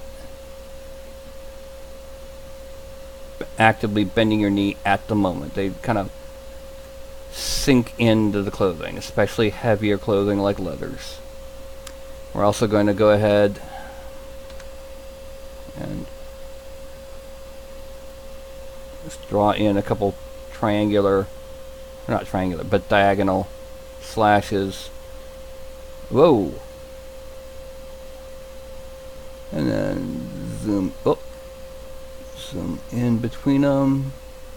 Once again, all we're looking for is just enough of a hint so that they look like cloth and not bare legs.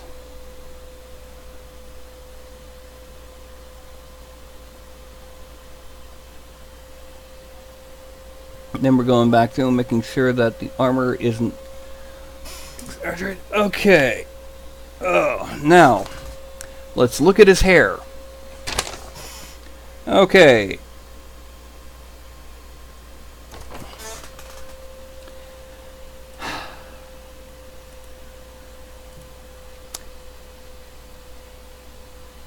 Anyone who is watching right now, I'm going to have to ask you something that I didn't think I was going to have to ask today, but is it just my imagination? Or does he have a mullet?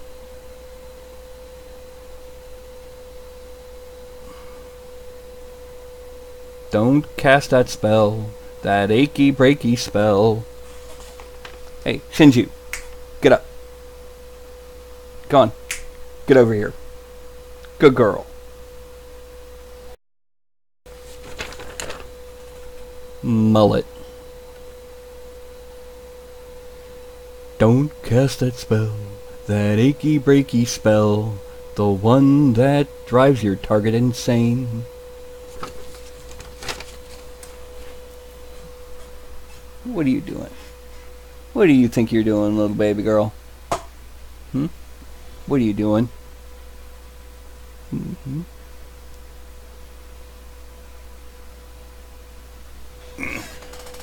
Anyway. Yeah, that's a mullet. I was afraid of that. Oh, well. Guess that means it's, back to him. Oh, and by the way, that whole special effect is just pure, blind, random happenstance. It's not intentional, but it's fun. So, we zoom in, just so I can have him zoomed in on that hair. Now, I'm going to make it look more combed back than mullet. But, poor mullety elf. It is Captain Mullet!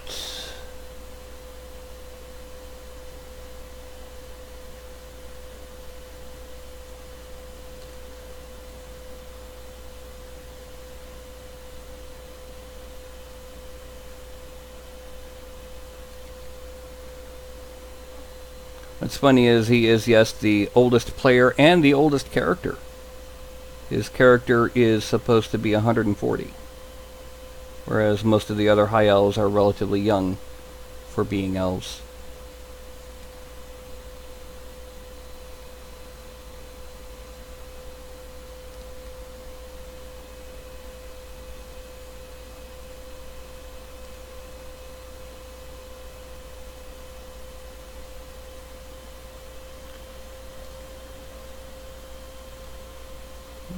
Okay.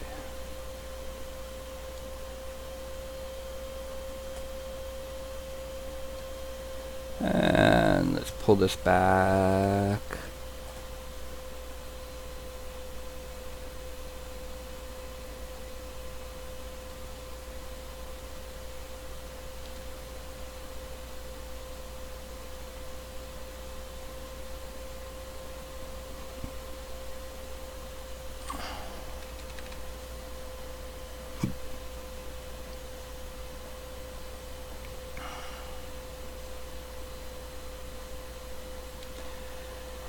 And this is going to be extracted at 0.02.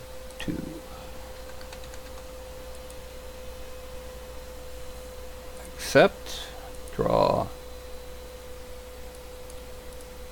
draw. Okay, and now we're going to Dynamesh this at 128. Then we're going to smooth it. Oh.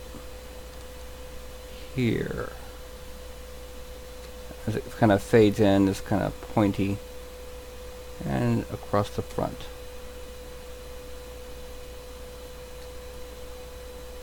Then we're going to subdivide it a couple times so that it can draw on our locks.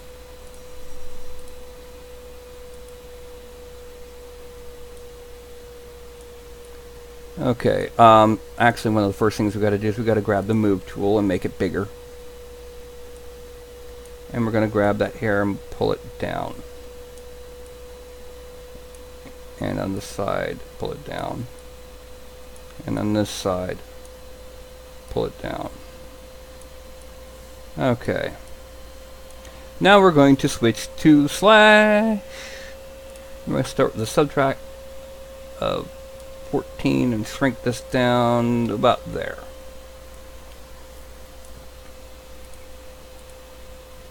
And now I'm just going to go ahead and start drawing on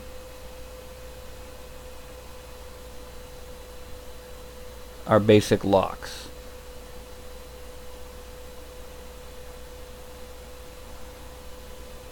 Okay.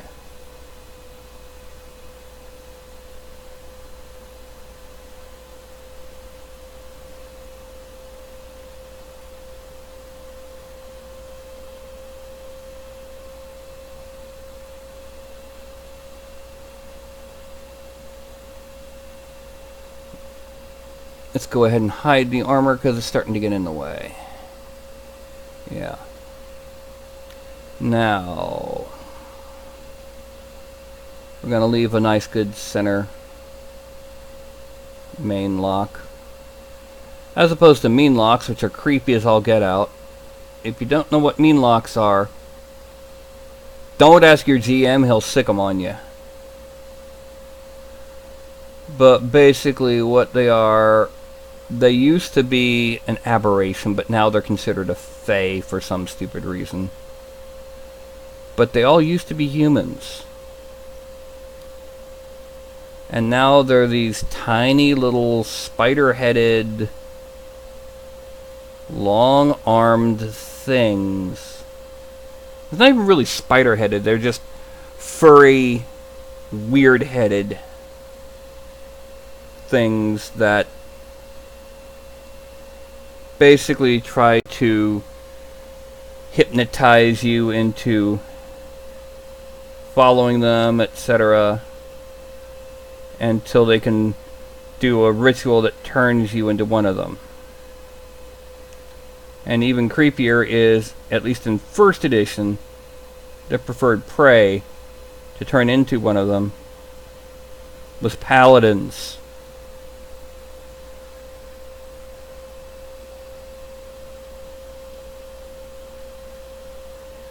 But yeah, they used to be aberrations, now they're considered fae. And I have no idea why.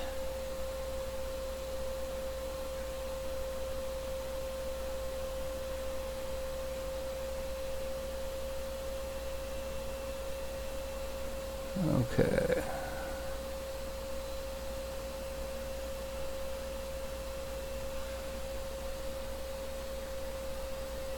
And no, I'm never going to do a mean lock miniature because that means my game master will be like, "Oh, you did that? That means I get to make him in the game."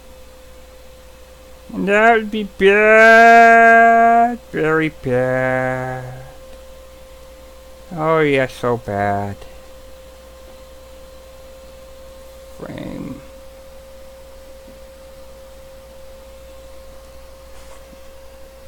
And so far it's beginning to look pretty much a lot like the art.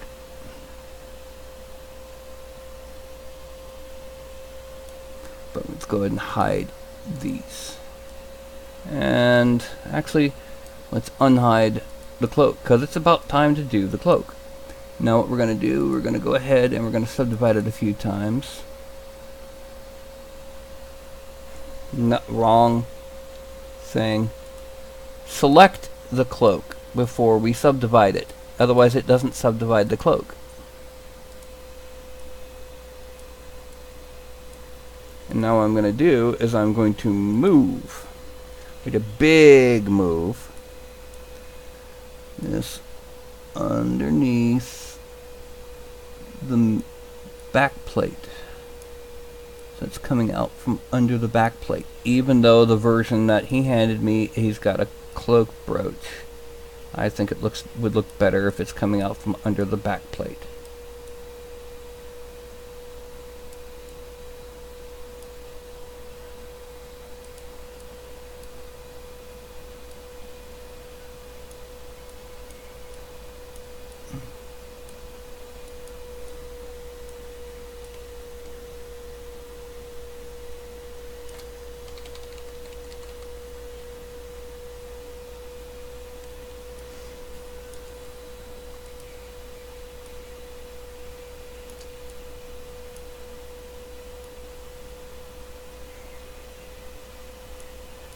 There we go.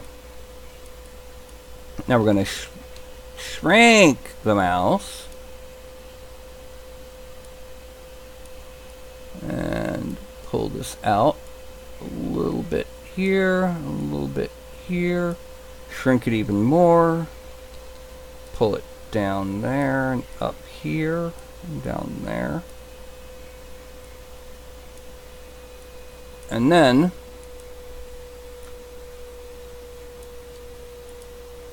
we're going to use the standard tool, but with a subtract and a little bit more intense, and we're going to draw in wrinkles caused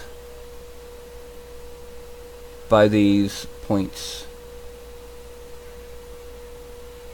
and then take the move tool and bring this back up, because once again, yeah, that's all I really need to do.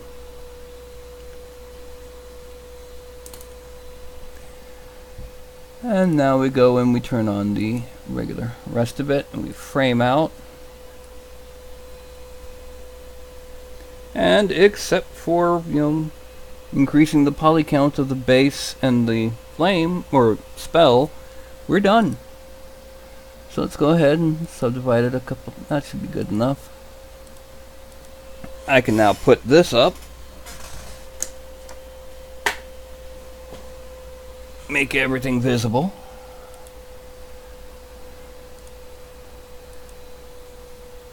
Yeah.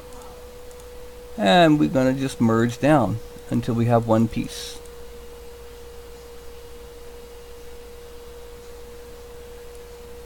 And here we have him.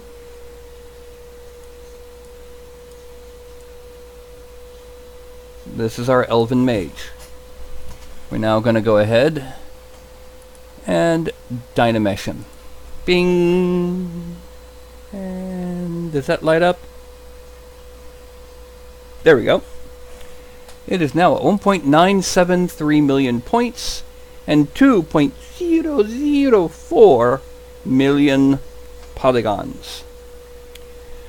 Go to Z plugin. We go to the plugin. Decimation Master. Yes. And this one we're going to, because of the detail from the armor, we're going to go with 50,000 points, 100,000 triangles. Click.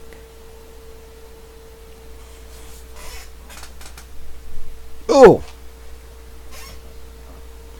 Carlton, what are you doing, little buddy? You know I was getting ready to reach for a soda, right? You know you were just waiting for me to put up that tablet, weren't you? Huh? Hey. Carlton. Carlton. Yeah. Bruh. You were waiting for me to put down that. Yeah. Yeah, you were. Okay. And oh no. Computing, please wait, also known as the and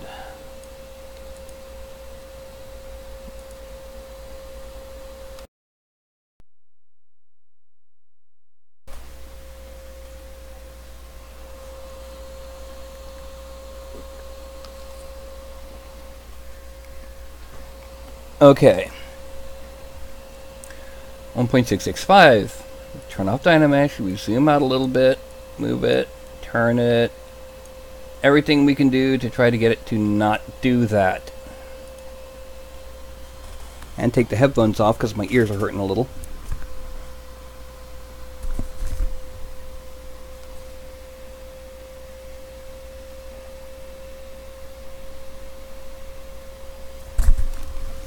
That's why I didn't like working for a call center. Yeah!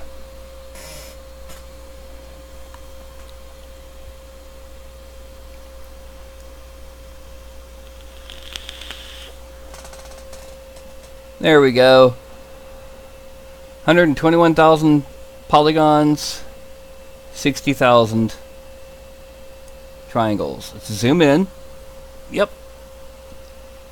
And if we zoom out to about the right size on screen, we can see that all of these details will show up on the print. Yay! The wrinkles, the armor and its trim, the spell spiral. So we go up here and we simply export him as Elf Armored Mage. Whee! And that means we kick back to here.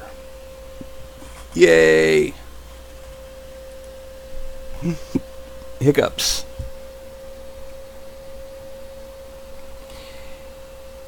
Yeah, see, I used to work for a call center that had multiple contracts. I did work for a certain brand of computers that used to exist that came in boxes decorated like cows. I used to work for a computer company that no longer exists named Acer. Used to work for Roadrunner Internet. But the best contract I had, I did tech support for the Lego Mindstorms robotics kit. Back in the first version, when it didn't have a USB plug to plug your little infrared tower into, you had to plug it into a serial port. We'd get maybe one call an hour. Now that's not each of us one call. We'd get one call an hour. And 9 times out of 10, it'd take just 10 minutes to help them find the serial port. And that we didn't have any actual technical issues to fix. And each of our stations had a free set of Lego Mindstorms. We couldn't take any Legos home. And if we brought any Legos in, it stayed there. Oh well. But don't know if they do it anymore. It used to be that Lego, if you sent in an idea for a new set that wasn't dependent on another intellectual property, just an idea for a new set complete with using LDraw to plot out the actual how you would assemble the pieces, they'd send you some Legos if you worked for them. And if your idea gets used, they send you the set up to a certain size. If it's a really big set, then no. Anyway, so we have our Elven Mage who has a draconic theme to his armor. Although on looking at it right now, it almost looks like it's more spiderwebby drow-esque.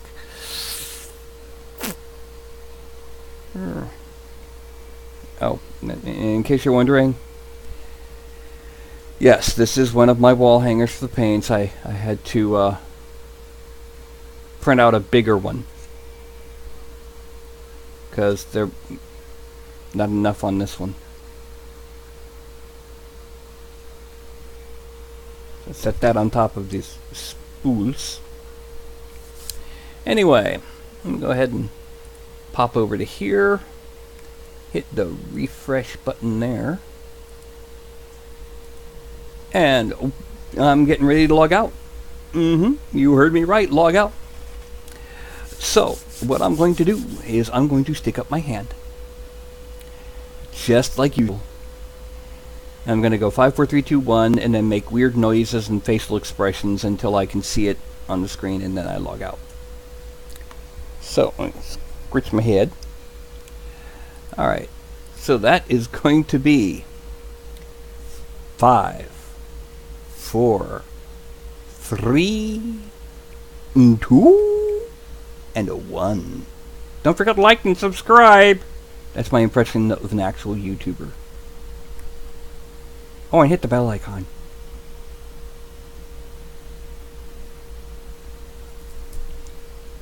Good night, y'all.